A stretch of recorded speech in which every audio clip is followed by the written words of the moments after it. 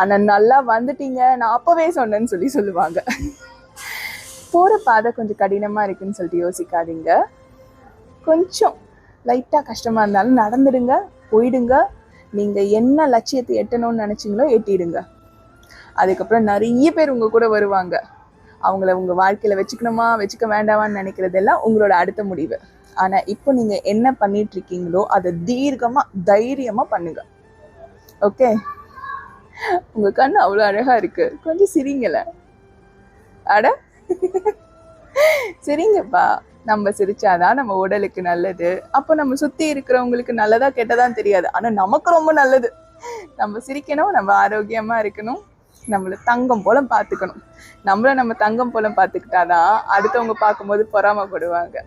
சரியா? முத்து குட்டி நல்லா இரு. தேங்க்யூ. பாய். திருத்தணி முருகனே துணை.